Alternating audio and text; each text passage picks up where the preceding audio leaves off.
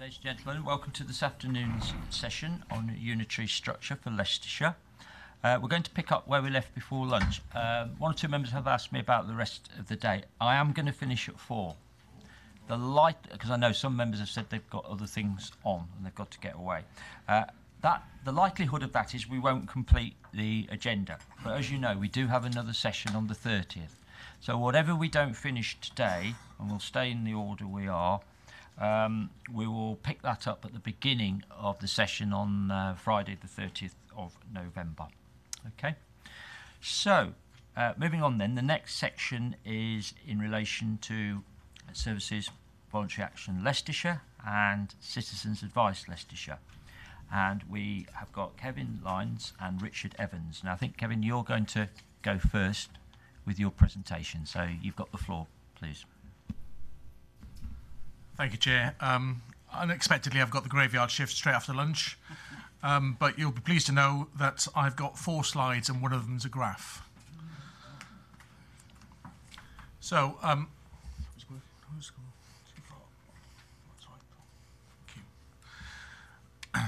Voluntary Action Leicester, we were established in the city in 1965 as the Council for Social Service, and then through our first sort of 20, 30 years, helped establish groups and community activity in the city and also in the county. So quite a number of the volunteer centres and other organisations in the county were set up with our support from the city all those years ago. In 2009, and it occurred to me when Jane was speaking this morning, that whilst she was going unitary in Wiltshire, we were going unitary here in Leicestershire for our services. So that support for community and voluntary groups and support for volunteering previously was delivered on a district by district basis across Leicestershire. And about 2007, the County Council decided that it wasn't getting what it wanted from that setup and wanted to have greater consistency across districts, wanted to have a better level of support for both community groups and for volunteering, and wanted to work together with colleagues across the districts to make that happen. I worked with colleagues and with the County Council through the 2 years to try and get colleagues to work together in harmony to actually make that happen. In the end, the County Council ran out of patience and put the contract out to tender. And that was the point in which Voluntary Action Leicester decided to go for the tender and came in and won the contract. And as part of that contract, each year we directly support over 300 county-based voluntary groups.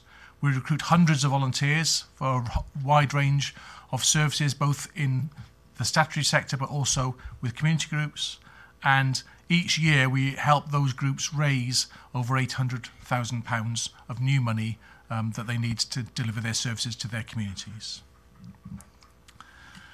This graph shows you the distribution of community groups across the county.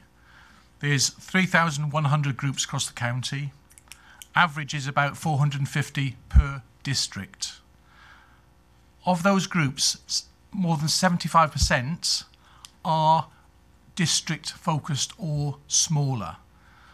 And if you think about common bonds, what brings us together as communities, you start probably with a common bond of family, and then you might have club or church, village or neighbourhood and town before you get to district or even county level.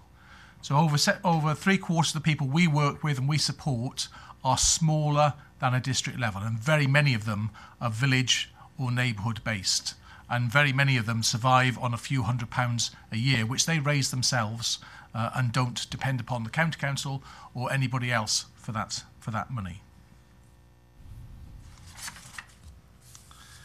So in 2009, when we went unitary, these are some of the issues that we faced, and I think these are some of the issues that you will face as well in this process, and I think that Jane talked quite eloquently about it this morning. Key issue for me is staying in touch with the grassroots. And there's some ideas already in the paper about how you stay in touch with the grassroots. How do you become part of a common bond? And again, it was mentioned this morning that it's not just about money. savings are important, but actually it's what is the common bond? What is the thing you are doing for the community in whichever structure we go forward with? We faced the fact that districts felt deserted when we took over all the services. And in particular, as a city-based organisation, we had the issue of, oh, it's just the city controlling everything now, and if we want anything, we have to go to the city. But again, as people have said this morning, services happen where people are at. So my officers are out and about across the county every day of the week and even at weekends. And they are supporting local groups in their places where they want to meet, where they want to do things. So it's really important that that happens if we go down the road of Unitary Council. But what happened when we took away, as some members said to me, took away their volunteer centres, what happened was they actually got more volunteers. So we restructured and we changed the way things happened. So instead of 2,000 volunteers being recruited each year, there were 5,000 being recruited each year. Instead of 300 groups being supported, we pushed that up to 700 groups being supported. And as I said, we brought in a lot more money for local community groups. That's not without its downsides, because obviously people did feel that things were less in the community, did feel that they were not getting as much of a service, and it meant that we had to work very hard to win people over and make things happen. However, talking about savings, we are still delivering those services, having re-won the contract 4 years later, but we're now delivering those services for 66% less cash from the county council and district councils than previously was done. So we're getting the same level of service, but for a lot less money. Now, I don't imagine that the county council and a single council is going to save 66%, but it is possible to do things differently. And one of the things about changing in structures is that it shakes things up and helps people to think differently about what they're doing. So my final slide is just a little bit about my thoughts about what the impact of these proposals might be on Leicestershire VCS. So as I've said, 75% of groups have a local focus. But also not all services should be county-wide. And recently we've helped the county council in setting up community managed libraries across the area. Not all of them have been successful. Not all areas wanted to take over community management. And again, I think that plays out in some of the things which I've said this morning. But actually, those who have taken it on board and those who have embraced it have found some great success. And I think that can be built on going forward. So it's not always good to be larger, but there's nothing to stop a larger or a single unitary authority being clever about the way it commissions and the way it delivers services and making sure they're delivered locally. Again, Jay mentioned this morning about their area arrangements in Wiltshire, and it's absolutely right that area committees should serve natural communities. So do that work about what are the natural communities across Leicestershire and actually make sure that you set things up to work with those local natural communities, because that's what people will actually recognise and will appreciate. It's better as well if services are part of the local fabric. So actually if people are, as my chairman says, if people have some skin in the game.